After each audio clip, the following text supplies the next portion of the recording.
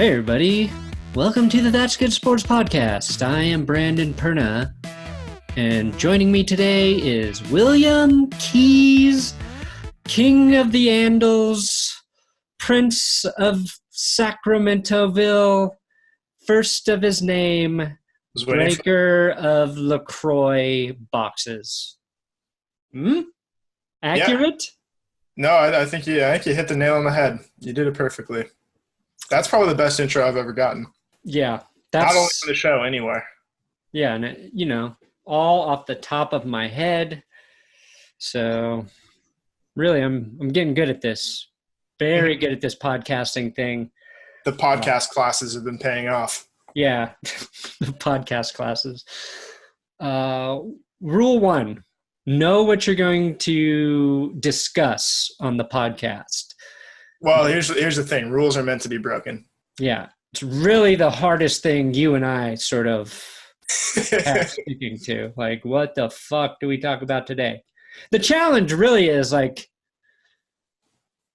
we make videos throughout the week. Yeah. And it's like we've already talked about most everything. Pretty much. So do we just go into depth about some of the shit we've already talked about, or do we need new things to talk about? I don't know. I don't know how this – clearly, whatever we're doing, since we're not super successful, we haven't found the secret formula yet. I think the strategy is to do exactly what we're doing and then hope that eventually someday people catch on. Yeah. I got the bill from Podbean to, like, renew for the year. Oh, shit. Which I forgot I even had to pay for, like, the hosting. And it was, I think, $108. And I was like, okay, subtract the $17 we've made through Podbean, and that's not a profit, right? We did not make a profit. Hold on, let me crunch the numbers here. No, it's not. No. Okay. It's one of those things, like HBO probably lost money for like the last couple seasons of Game of Thrones, but it's just something they had to do. It was almost a public service at that point. Yeah, I mean, that's basically what I've been doing for 6 years now. The public service. Pro bono video making. But okay, so we're gonna talk about the Raiders getting hard knocks. Bill Belichick shooting his players in the face with paintballs. You could have left out paintballs there. Yeah, I should have just teased that one. Yeah. A little bit. We got a little, not even news, just a Broncos thing we'll start with. And there's some basketball stuff happening. Yeah, is there ever? Yeah. There's a lot of basketball happening this week. You made a basketball video yesterday. What does it feel like to be a basketball expert now? Oh, dude, I'm so good at talking b-ball with the b-boys. And a lot of it came actually pretty naturally, I thought, when I watched it. Well, when you write 75% of the episode, it's really easy. I added a couple jokes. And then the one thing so I watched the Raptors, not all of it, but parts of the Raptors-Warriors game. Yep. I saw KD get hurt. I saw the whole cheering scandal. Yeah. Canadian fans. I was like, oh, this is interesting because people were acting insane on Twitter about it. So I felt like I had something to say there. And you're like, this would make a good episode. So I was like, all right, we'll buckle down. We'll do basketball. You really recapped the game. And then I just added some bullshit about when you should root for an injury and when you shouldn't. And the answer is you should never root for an injury. But the funny thing was, like, just immediately everybody in the comments was like, what about Tom Brady? I know you would root for a Tom Brady injury, Brandon. What about, like, that's not like a hypothetical situation. We went through that in 2008.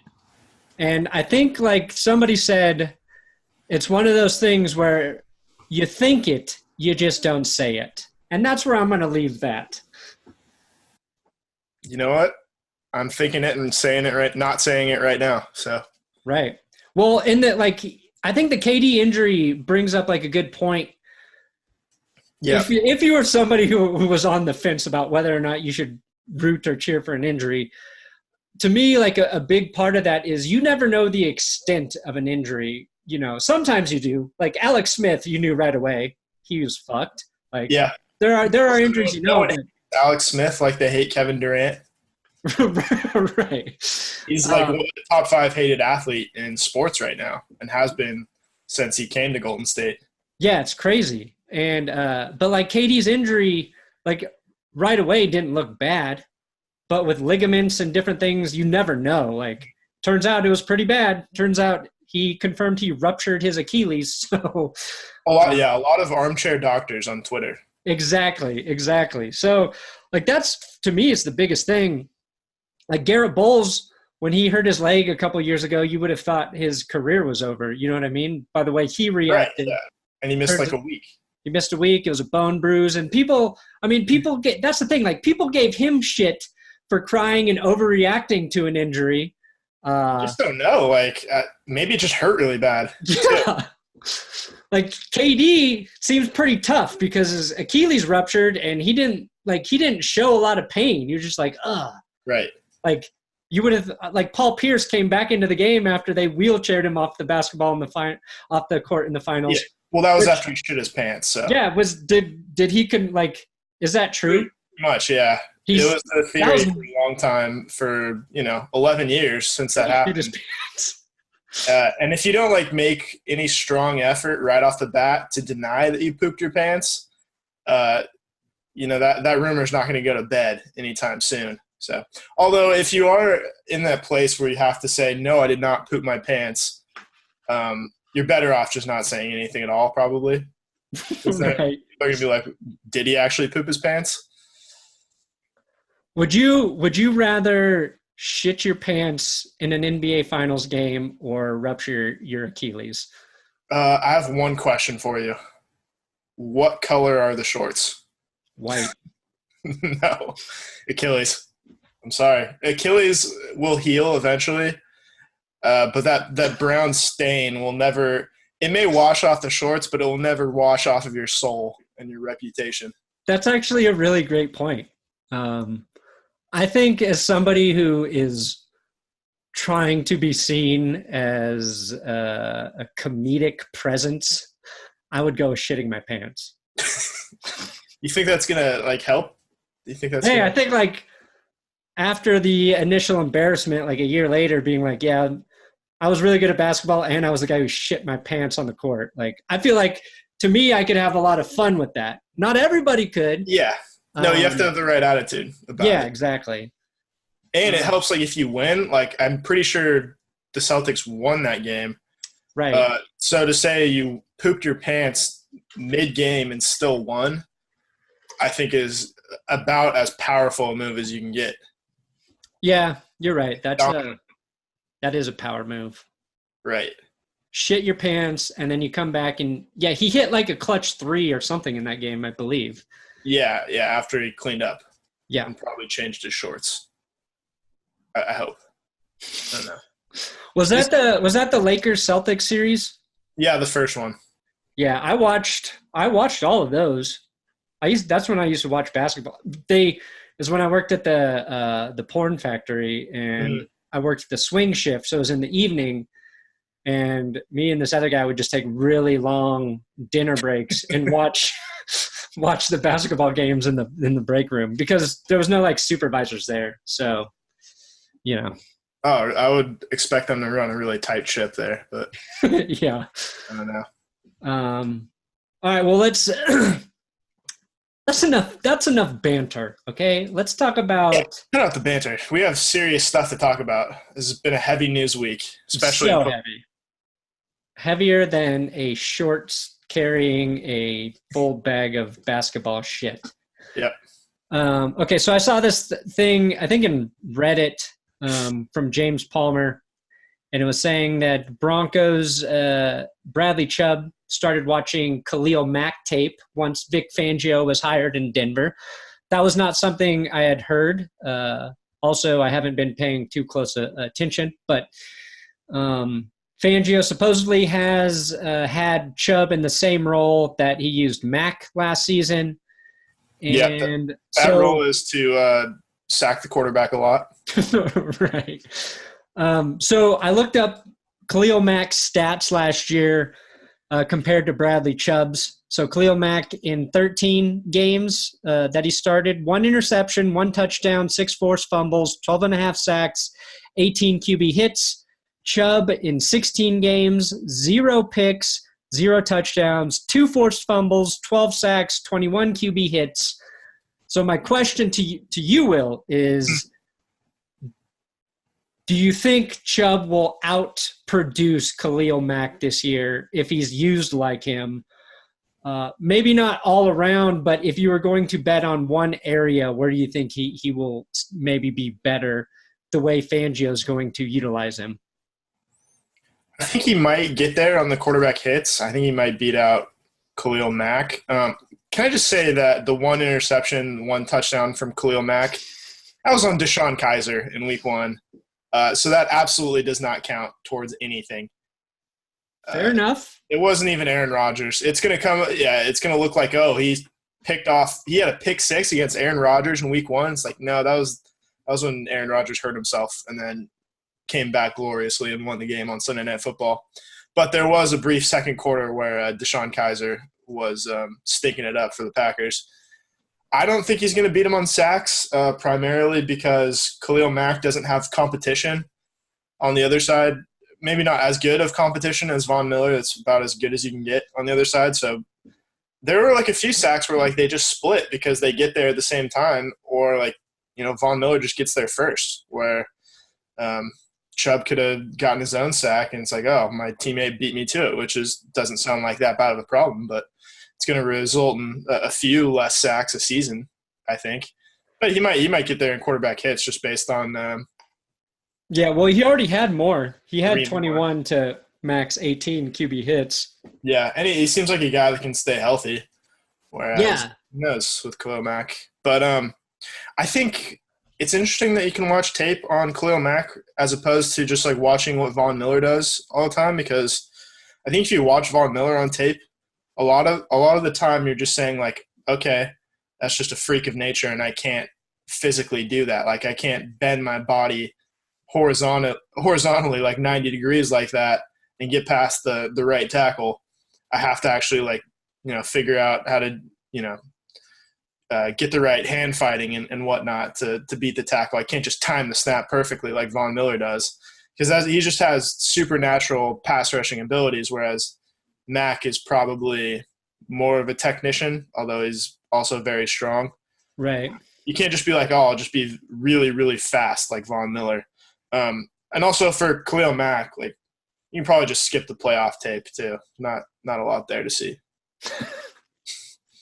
A lot of open space there. Well, I think like the thing, I can't remember which player was talking about Von Miller. I heard it. I think it was on the radio, but he was talking about like asking Von Miller about something, and maybe it was like Derek Wolfe talking about it. But he was just like he can just bend ways that like your standard athlete can't. So he tries to do you something, tries to show you how he does something, and you just like you can't do that with your body. Is kind of what they were saying. So I think that's fair to your point.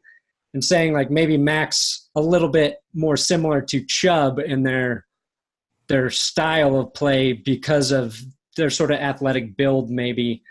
I think one thing, like there was a lot of criticism last year about times where Von Miller would be in coverage or something. I actually think you'll see Miller and Chubb mixed into coverage maybe even more with Vic Fangio because he expects that out of – I think a lot of the position players and likes to use it to confuse, obviously, offenses and what they're doing. Yeah, and he blitzes cornerbacks more often, so someone's got to drop back to make up for that. So, like, beyond, like, being, like, comparing Chubb's play to maybe Mack, I'm just curious to see the variations in which they're used with a different sort of defensive philosophy, I guess, moving forward this next season. Oh, that's a good point. Yeah. I think there's probably only, 12 sacks, and how many of those sacks came in like the last 10 games of the season? So it seems like he's on an upward trajectory, whereas Von Miller is pretty consistent throughout the season. So, we'll see. I like where they're headed. Yeah, I do too. And with Khalil Mack, since he was a former Raider, we can jump into the Raiders getting Hard Knocks. Great job. Great transition. Like that segue? Yeah. By the way, do you know how to spell segue? Segway. That's what I thought. And it's Segue, because I think it's French or something. Oh, that sucks. I know. But if you rent a Segway, is it exactly? Like, it doesn't mean like, oh, you're segueing to the next topic on a Segway. Yeah. Which would make a lot more sense. Well, personally, I think we should just change it. You more than anybody know exactly my spelling talents. Sometimes. Well, I forget. I think maybe it was this. Yeah, maybe it was this rundown. It was, yeah. I think I had disaster spelled wrong, and you corrected it before I could even finish the fucking sentence. I know. I love to do that just to piss you off. Like while you're writing mid-sentence, I'll go in and correct the word. Yeah, I usually see it too. And I don't even like type it out. I just hit the right click button and do the autocorrect. Yeah. Well, that's how I do them. It's usually fifth. Well, I would say I'm a worse typer than I am a speller. Like you, yeah. I would say more. My problem usually is I don't hit the right keys, and I know what I'm spelling, and I know how to spell it, but sometimes I'll hit so many wrong letters it doesn't even recognize what fucking word I tried to write. Yeah, no, that's always very insulting when you're just so far away that it doesn't even suggest anything. Yeah. The most embarrassing thing is when you've actually given it a good try, like the old college try. Oh wow, I was the word I was trying to spell was about 10 letters away from where I needed to be. Yeah, I was trying to spell environment, and now it's autocorrected to evangelical. Yeah, that's definitely one of my weaknesses. Mm-hmm. Raiders Hard Knocks. This is brilliant. This is what everyone wanted. Oh, they man. did it right. It's the first time you could say that I'm excited to watch anything about the Raiders. I think so too. I was excited to watch them pretty much every game they went 2-14 in 2006, the year before Jamarcus Russell. I was excited to see them. It's fun to watch them lose. I think this is different because this is going to be a window into their madness. We're going to see how the sausage is made, and spoiler alert, I think it's going to be made very poorly. And we're going to see a lot of troubling things about Jon Gruden's coaching process. Yeah, I mean, Jon Gruden alone is an entertaining sort of character. Then you have, obviously, Antonio Brown, which is another bit of insanity. Mm-hmm. Add in Vontaze Burfict and Richie Incognito. This is the thing. Everybody's repeating these guys, right? But it's true. Like, it is an interesting collective. Don't even mention, like, Mark Davis in the mix or a new GM in Mike Mayock. All the scouts that hate them at home before the draft. Yeah. And the crazy thing is this like shitstorm could turn out to be very successful for the Raiders this year. Like could, in that there's talent. Right. We have seen Derek Carr play really good football as a quarterback. I don't think it is going to happen, but it could. So, but most people I think are expecting it to be a shit show and a disaster. So my only fear is that it doesn't somehow live up to the hype. You know what I mean? Yeah. No, I know exactly what you mean. Like if they look like a normal, good functioning team, everybody's going to be a little bit disappointed. That's what we know that's not going to happen. We have,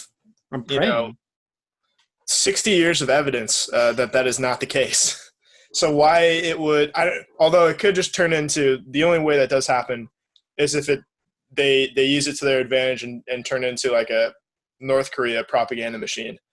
But I trust HBO, especially given Hard Knocks last year, where they showed how dysfunctional Hugh Jackson's coaching staff was, and how they were holding up that organization basically with duct tape during training camp. They don't really pull any punches, and it's not like they have like fluff pieces within right Hard Knocks, but as far as the organization goes, they don't really sugarcoat it. And there's not a lot of sugarcoating that I think you could do with these Raiders. No, I think you're probably right there. Right. So do you have any like specific things that you're looking forward to? Because there's like always these beats that Hard Knocks hits every year, like these different storylines, like these little cutaway features. So I have some specific scenes that I want to see. Tell me. Okay. First of all, Nathan Peterman throwing interceptions in training camp. I keep forgetting. Yeah. I think that's going to be like there's just going to be like a montage of interceptions to transition from one practice to the other. That's going to be really exciting. Like the Bob Wiley stomach pumps, right? Yes, exactly. Yeah. And it's going to be all in slow motion. It's going to be great. Vontaze Burfict and Richie Incognito getting into their first fight. Oh, God. And how, like, all the sidelines, like, spill onto the field. Really looking forward to that. Derek Carr's makeup routine in the morning. I want to see him waking up, like 20 minutes early to apply eyeliner. Them going to Canada and, like, Jon Gruden or Mike Mayock, like, forgetting their passports or something.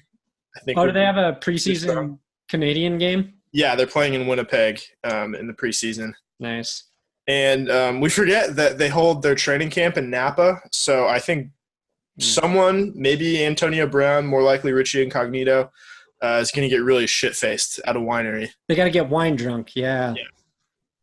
There needs to be like a team building activity at a winery.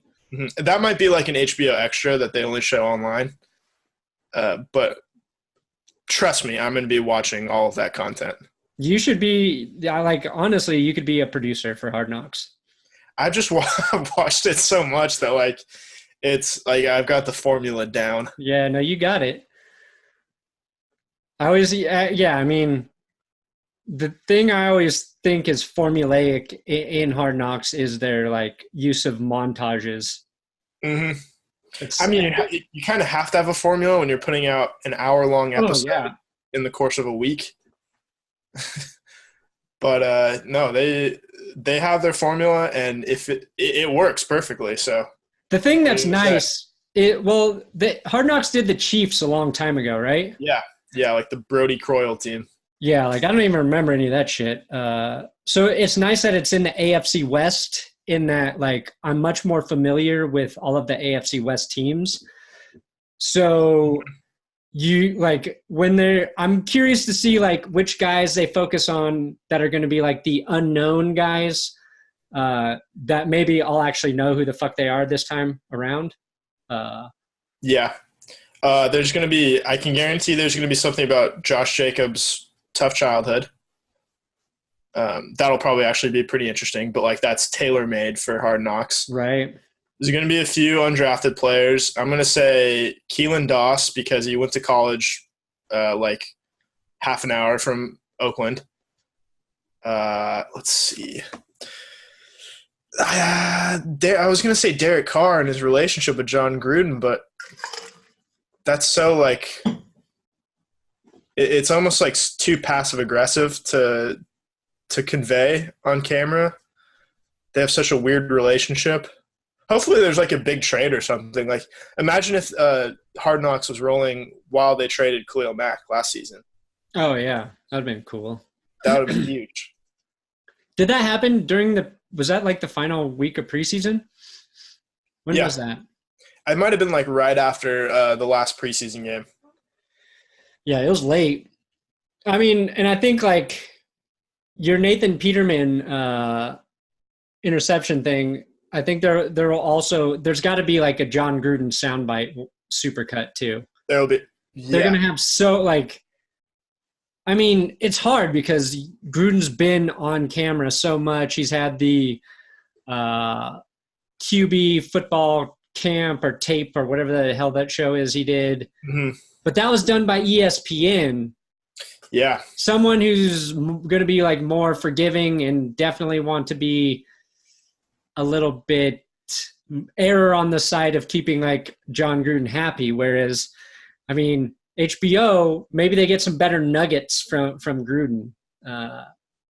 Yeah, it's not like because they're in such a good position because they don't have to keep the coaches happy because, A, they're only there for 5 episodes. Yeah, like a month. Yeah, and they don't have to go back because, like, coaches, especially the coaches that end up on Hard Knocks, like, you're there because you're not there by choice. You're there because your team wasn't in the playoffs. A first-year coach and your team didn't make the playoffs, which usually means that you're on your way out. So they don't have to be like, well, we don't want to burn bridges with a guy that's going to be here 5 years down the road if we have to do that again. Right. The coach just isn't going to be there. Yeah, which is funny is because Gruden could be the exception because of his contract. Yeah, you know. His 10-year contract. It really is great that the NFL put those rules in place that, like, some team has to do it. Because we got that 1 year without Hard Knocks during the NFL holdout, so they changed that. I think it was in the CBA. Maybe not, but that was really genius marketing. Probably the best thing Roger Goodell has done to say, if you don't make the playoffs and if your head coach is not a rookie, you're eligible. Yeah, no, I think that was fair. And hopefully one day we get the Broncos. I mean, not that I want them to miss the playoffs, but God knows it happens occasionally. Yeah, no, it'd be cool. Some teams do like their own, obviously like low budget version of Hard Knocks. I know on the Bills YouTube channel, they're doing their own sort of like follow the Bills team for a few weeks during preseason or whatever. It's not as in depth or as cool, but like I wish more teams would do it. Mm-hmm. I know that the Broncos don't, but. Where did you rank Hard Knocks as far as like the 3 major football documentaries? And I'm gonna put it out. Hard Knocks is one, not in order, but like Hard Knocks is one of them. Amazon, All or Nothing, and then Last Chance U on Netflix. I mean, you kind of have to say Hard Knocks is number 1. It's probably the most popular. It's been around the longest. It kind of like defined the format for it. But I've found Last Chance U a little bit more interesting. At least like the first season. First season was excellent. Yeah. And then it just kind of it felt like repetitive after that. And then they switched schools. But yeah, I would say like Hard Knocks is the most well produced. And I haven't watched All or Nothing, so I can't really compare it. I mean, I've seen parts of it. I've seen parts of it with Jeff Fish. Like they did Hard Knocks was with the Rams. They did both with the Rams that year. Oh, okay. Which was a mistake. Yeah. I would say, yeah. I don't know who the All or Nothing team was, I don't think. They do such a good job of keeping that under wraps. I have no idea how they keep it a secret all year. But they did. Probably because they do it out in the middle of nowhere in Mississippi and shit. No, I mean Amazon, All or Nothing with the NFL team. Oh, yeah. No, yeah, I don't know. They've done stuff. They've done the Cardinals. Cardinals, Cowboys. The was great. Rams, the Cowboys. Cowboys was last year. Yeah. Cowboys not that great. No, I watched some of the Cowboy one. But yeah, HBO. I mean, they know how to make shit. They sure do, and they would do a good job producing That's Good Sports. Just saying. Oh God, they would. They would do so good. It would be incredible. Like if you and I can be successful, Will, imagine if somebody knew what the hell they're doing behind. No, right? This show. Some direction and some planning. And imagine us like just having dominion over like personal assistants and like staff writers and everything. Oh, It'd be a lot of fun. It'd be like a real life Larry Sanders show.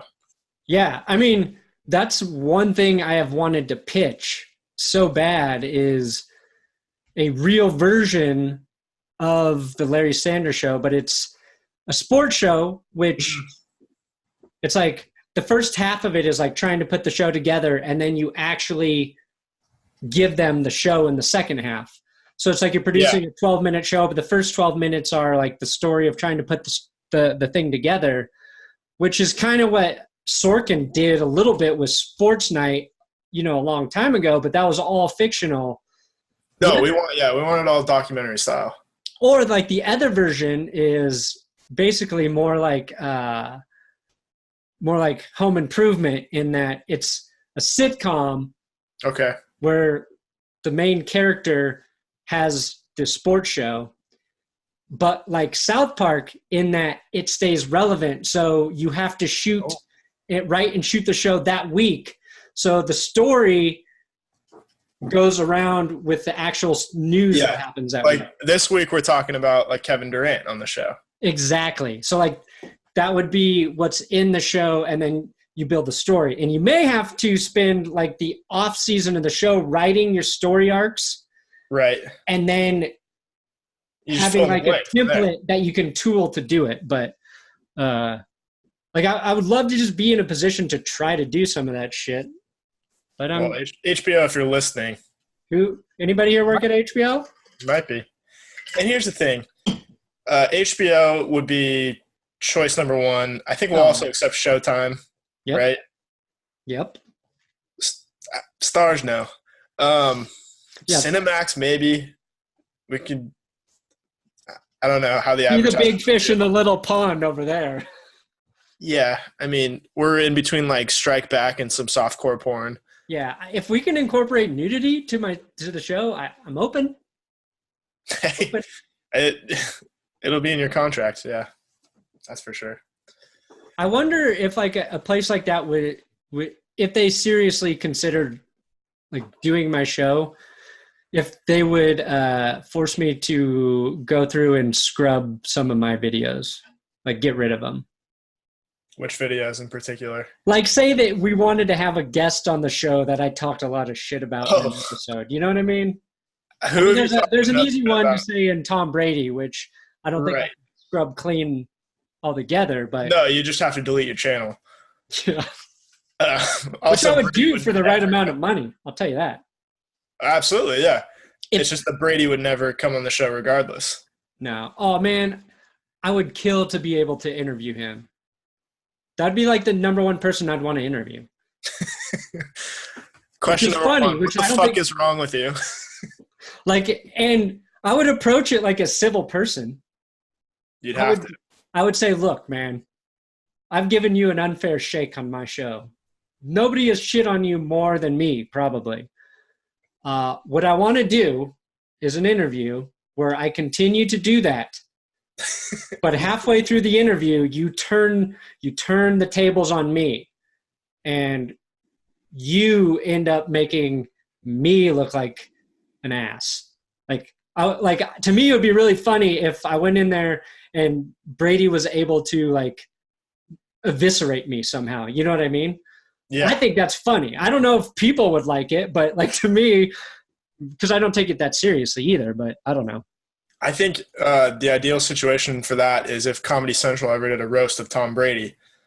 I don't think he'd ever agree to it, but I think you would probably be on that panel of comedians that get up there. I feel like I could roast him. Yeah. And then he throws it back at you when he gets on the stand at the end of it. Right. Just watched the Office episode where Michael Scott makes everybody roast him last night. It was on. Usually, like when you're done, it's okay for the roaster to say something nice and loving to the person they're roasting. You go up there with a golf club. Oh shit! You know what would have been good on HBO is to see the Patriots on Hard Knocks playing paintball instead of going to practice. Yeah, because that's what happened I think yesterday, and we heard a story that Bill Belichick shot their linebacker Kyle Van Noy in the face. He was, yeah. I can picture that perfectly in my head. It's like, if you haven't heard the clip, go find it, because it's Kyle Van Noy playing Fortnite with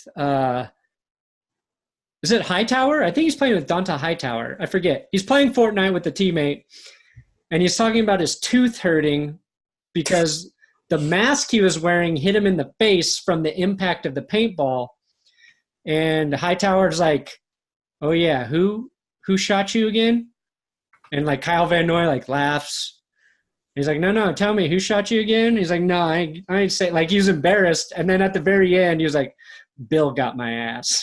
It's just like, just the one line, Bill got my ass. And it's just, it's so easy to see Belichick just fucking shooting his own players. Oh, yeah, no. Here's the thing, though. I just want to say right off the bat, and call me a baby all you want, call me like a little girl, fine. Paintballs kind of hurt. It really hurt. Yeah, I've never played paintball. I only went paintballing once, I think when I was 13, and I got shot in the neck. And let me tell you, that does not feel good. It really hurts. There's a reason you don't want to get shot in paintball. It's not like an airsoft gun or anything. It leaves a couple of nice bruises.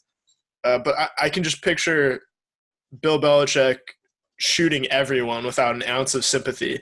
And here's the thing. Like, who's going to be the one with enough job security to shoot the head coach? Like, Tom Brady, maybe. He's the only one. And I don't think anybody's shooting Brady either.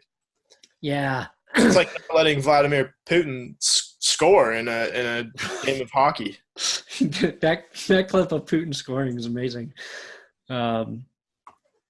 Yeah, I mean, the first thing I thought of when I heard Belichick shot player in the face was Dick Cheney. Yeah.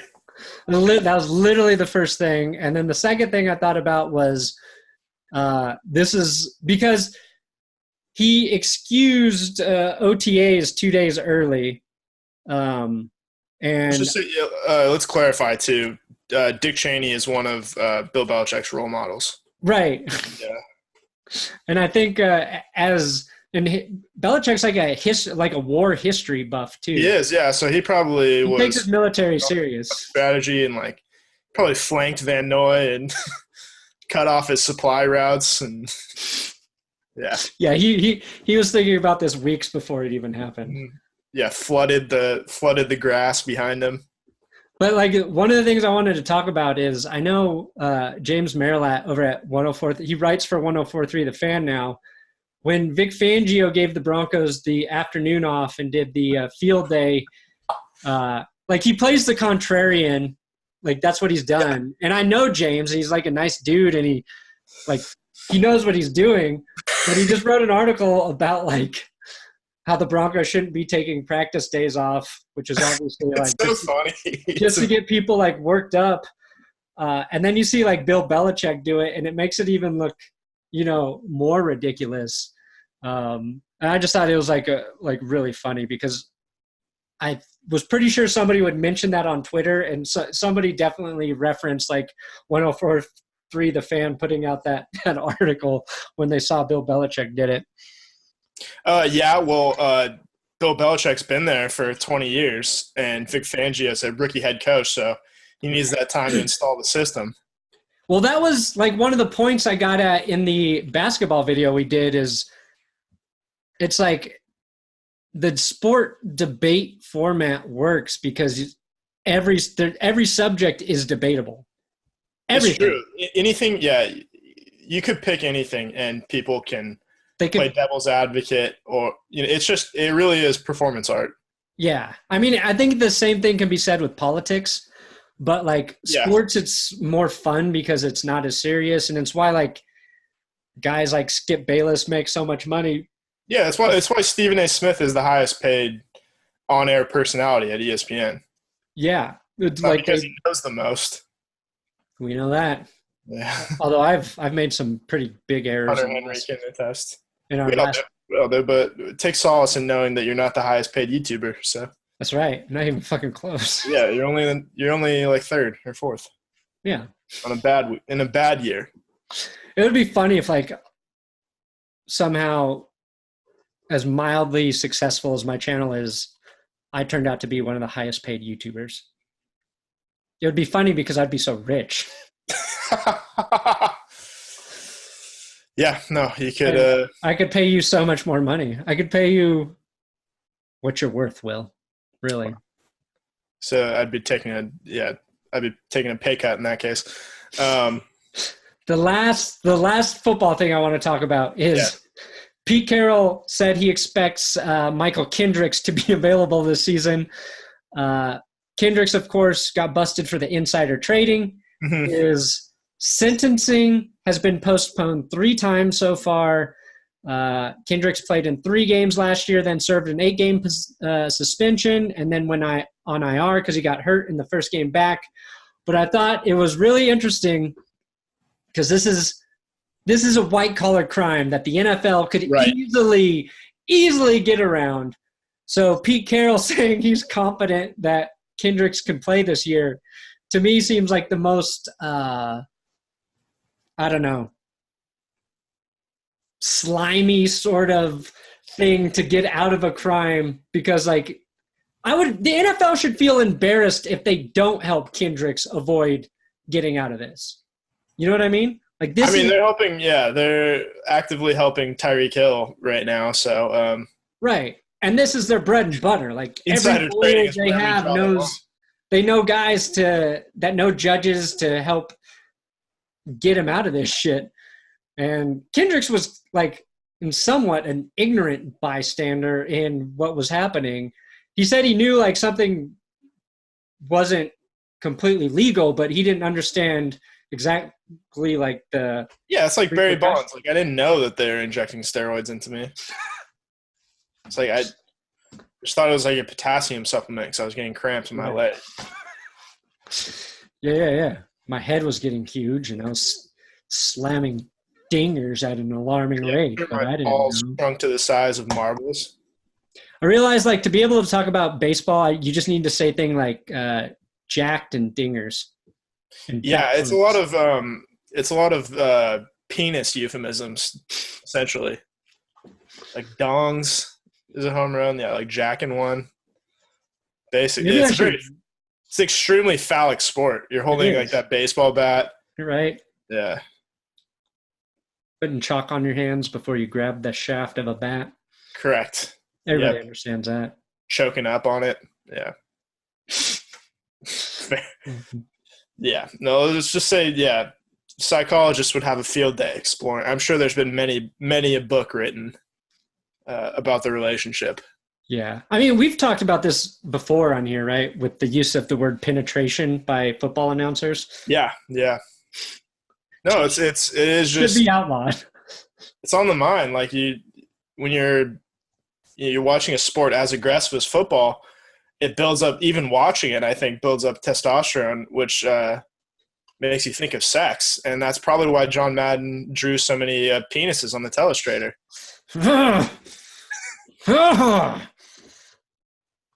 Got the left guard here and then the right guard here, sealing off the block, and you can see Terrell Davis running up the middle right here, and somehow, for some reason, I'm finishing the half circle here and bringing it right back down to the second ball. There you go. Mm-hmm. He ran a perfect penis route. Although that's in far more detail than John Madden would describe any play. So that's true. What do you think turns Madden on more? Oh, football or food? Wow. That's because he likes to conflate the two, like with turducken. Yeah.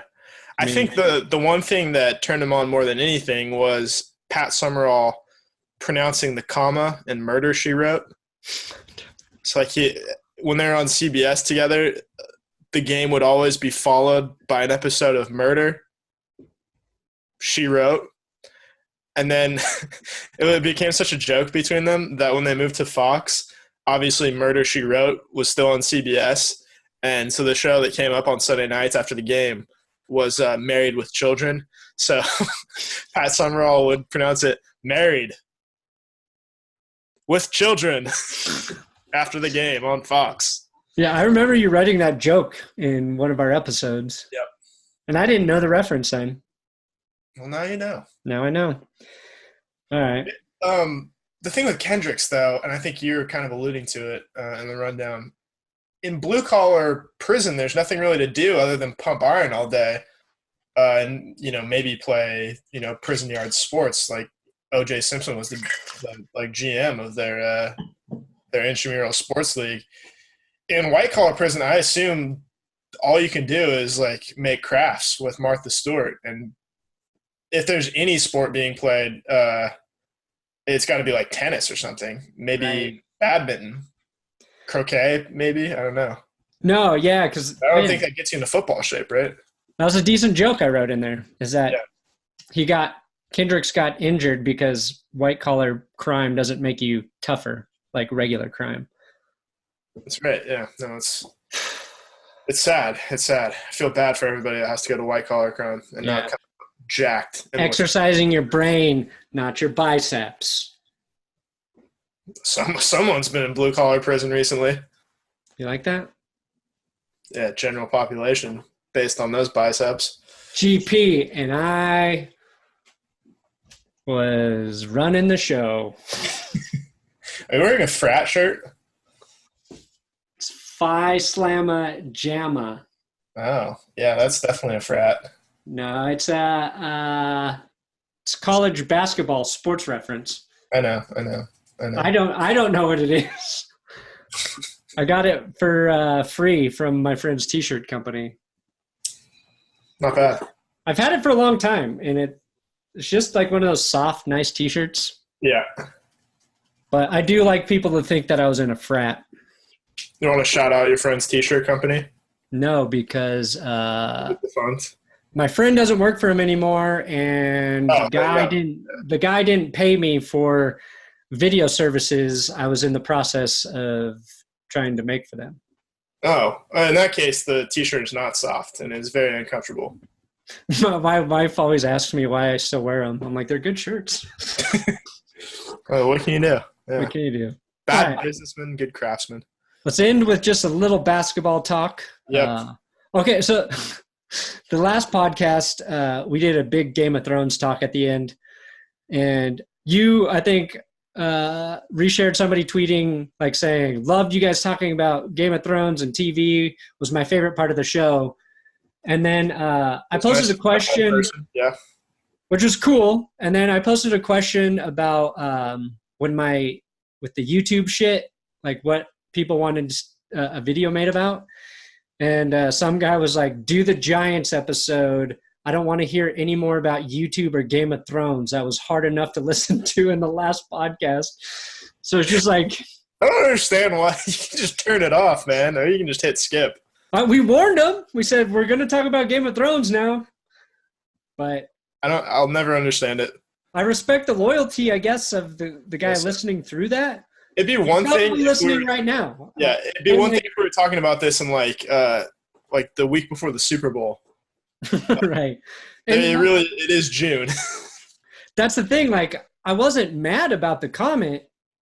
It's just my point there is trying to guess. I feel like what I think people want to hear is it's tough. I know the Broncos are a safe bet. I know shitting on the Patriots is a safe bet.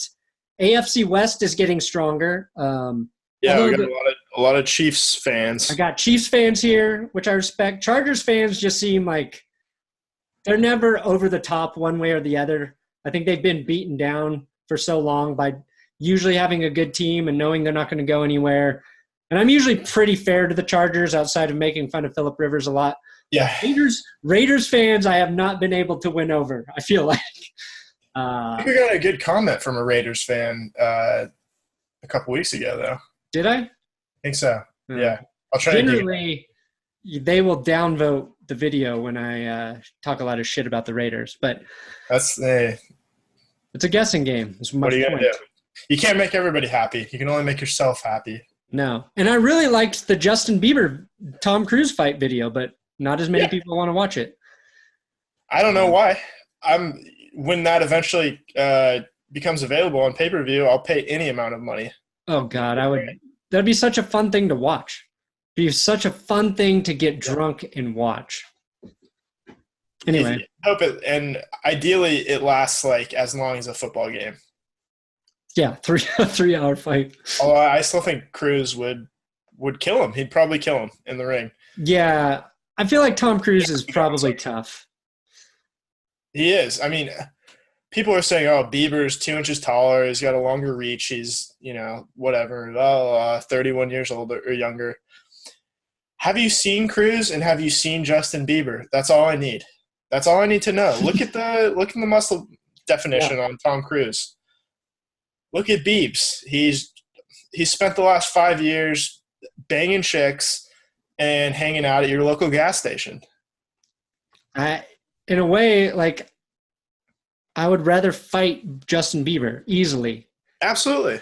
Because he's Canadian, so he's probably a pacifist in the first place. Yeah, and he's built like me. He's slightly taller, but he's just like a skinny guy who he would probably win the fight. Like, I think the reason he tweeted out the thing is he's been like training. He's been fight training or boxing or some shit.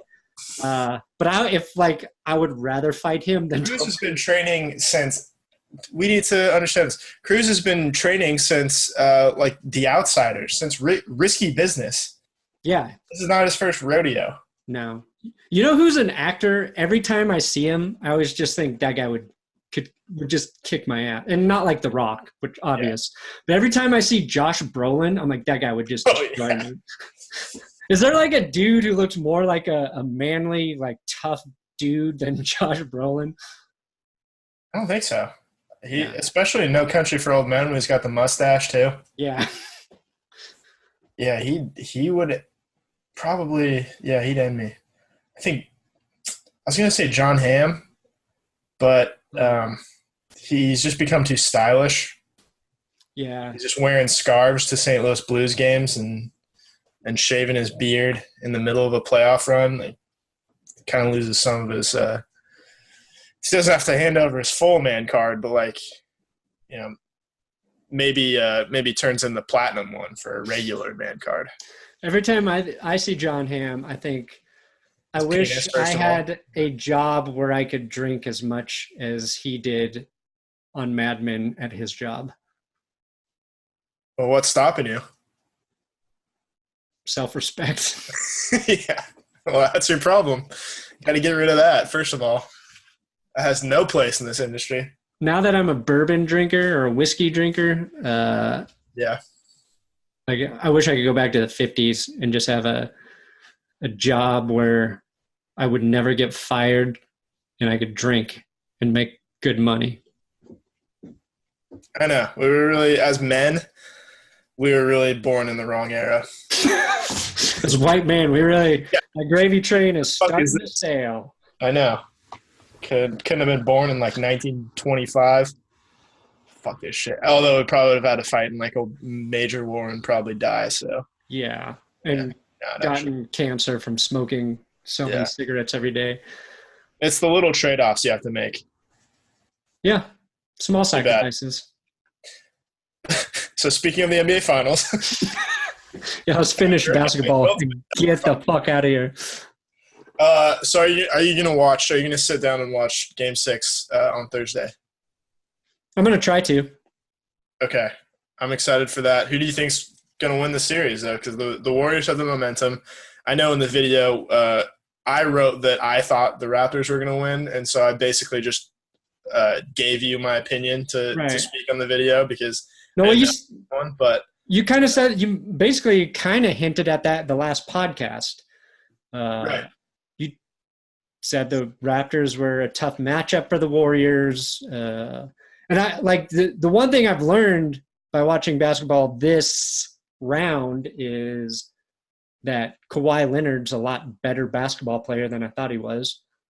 Like I knew he was a really good player, but watching him play, like, oh yeah, he's really fucking good. He's like one of those players, I guess, like he can do everything, right?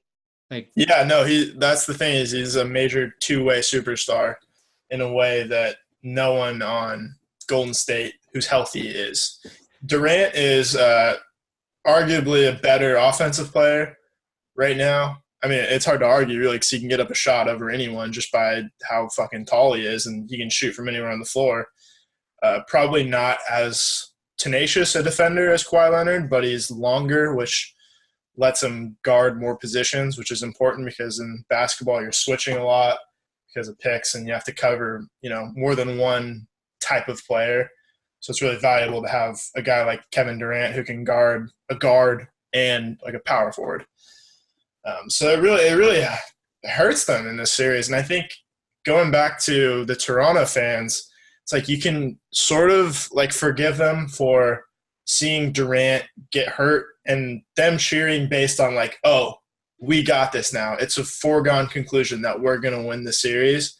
Because this is a city that hasn't won anything since the Blue Jays in '93. And they really, really want this title. It's, Kawhi Leonard could easily leave next season. It's not like they're guaranteed to make it back like the Cavs and the Warriors were for 4 years. So it was a big moment for them. And I can, obviously like the douchebags aside who were, standing up and waving at Kevin Durant, but like their initial reaction is like anybody. It's like, we're in the driver's seat now to win this whole series because their best player's gone. And that's the first thing that's going to go through your head rather than, oh, I'm, bummed out that this great player is injured. Yeah. I think when the series started or before it started, I thought Kevin Durant was going to be back for the whole thing. I didn't realize like how serious his injury was. But that's, like I said, like watching – who did Toronto play right before? Who did they beat to get to the finals? The final? Milwaukee. That's right. Was it – in Milwaukee, they took the lead in that series, right? Yeah, they went up 2-0, and then Toronto won the last 4.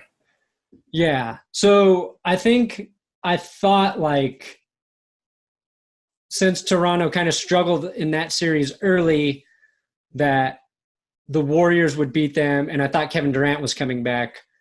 But I've been impressed with watching Kawhi, sort of carry.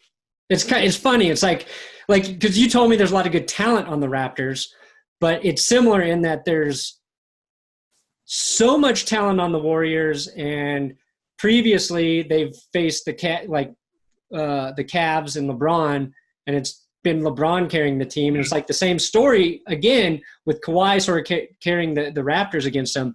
But now the Warriors are pretty banged up. Who's the other player you said is hurt for the Warriors? Is it Looney?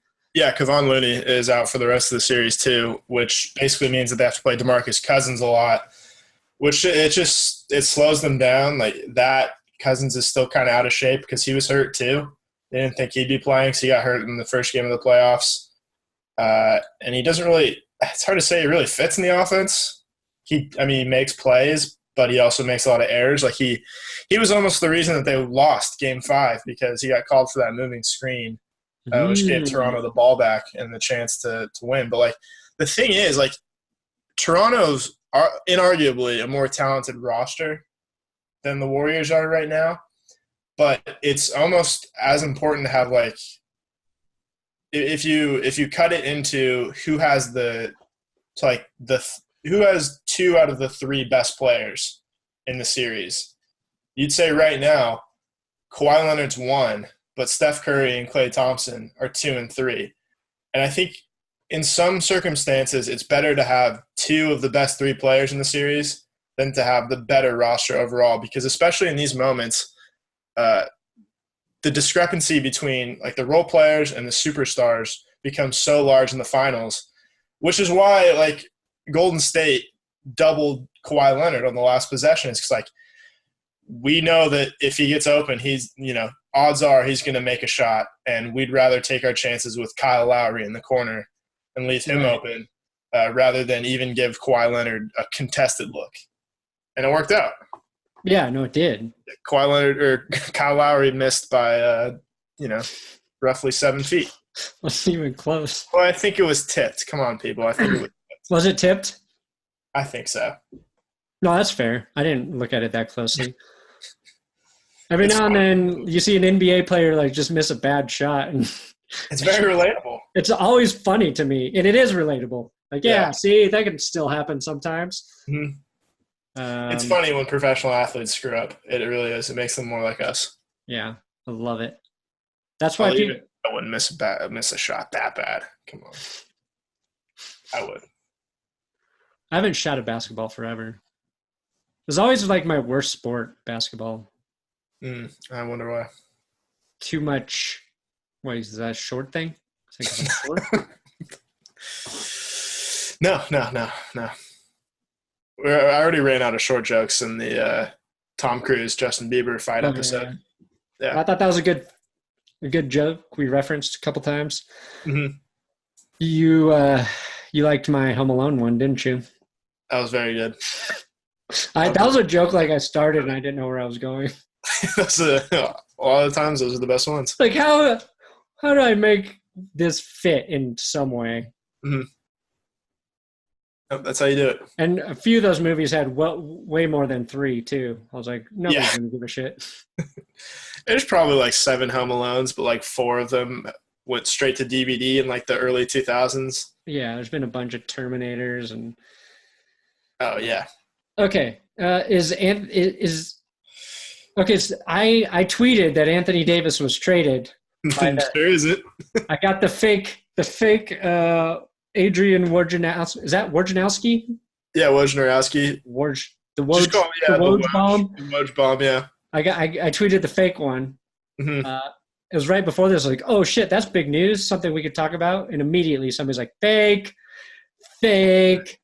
What happened is basically his agent said that if he got traded to the Celtics, he would leave after a year because he becomes a free agent after next season. So he's basically like saying he doesn't want to play. No point in trading me here because I'm not going to stay. I respect that. Respect him not going to Boston. Yeah. And here's the thing. Boston is going to be so arrogant anyway. It's like, well, we're going to trade knowing that he doesn't want to stay, and then he's going to play a season here, and it's going to turn out that he loves Boston and loves the team, and he's going to change his mind. And then it turns out he won't because, kind of racist assholes. So we've got Boston Blues playing tonight. Hopefully I get this episode up. I think I'm going to sit down and watch a good old game of hockey. We're going to end on this, even though it's such old news. It's just something I'm curious about. Why did the Spurs trade Kawhi Leonard? Because he just won out of there. Like he got hurt. So going back to the 2017 Western Conference Finals, the Spurs and the Warriors were playing. In Game 1, I think the Spurs were up by like 25 points maybe. And Zaza Pachulia, who used to play center for the Warriors, kind of cheap-shotted Kawhi Leonard and like injured his leg. I think it was like his thigh, but like gave him a serious injury that just immediately took him out of the series. And so the Warriors came back and won that game because Kawhi was gone. And then I think they swept the series. I can't remember exactly. I'm going to say they swept actually. And then so Kawhi they expected him to be back by Game 1 of the 2017 season. 2017-2018 season, so right after those playoffs, and he just kind of took his time coming back from injury, and it became like the Spurs and their doctors thought that Kawhi was ready to play, and Kawhi decided he wasn't ready to play, and so it became this big standoff and this huge rift between the two of them. And apparently Kawhi's his uncle, because his uncle is kind of his father figure because his dad was murdered when Kawhi was 16. Oh, shit. His uncle's like his mentor and his father figure now. His uncle wants Kawhi to become like a bigger star, and he didn't think that San Antonio was like a very marketable place to become an NBA superstar, which I think it has way more to do just with your personality than where you are in the internet age. But that's what they decided, and so he demanded a trade, wanting to go to one of the LA teams specifically. And Greg Popovich was like, fuck you, we're going to send you to somewhere as far away as possible from LA. You're going to Toronto, Canada. And props to Kawhi, because he made the best of it and is, one win away from bringing back the finals. But that also means he's only guaranteed one or two more games in Toronto, because he could leave in free agency afterwards. And he hasn't said really one way or the other. He hasn't committed to staying in Toronto. He hasn't committed to leaving either. So that's kind of one of the big storylines in this finals, along with Kevin Durant also possibly leaving. Would Kawhi be a good fit in LA? He'd be a good fit anywhere, honestly. I don't think there's anywhere where they wouldn't make it work. If you're LeBron James, you rather have Anthony Davis or Kawhi Leonard on your team? That's a really good question. After seeing this, I'd take Kawhi, honestly. Although, technically LeBron and Kawhi play the same position.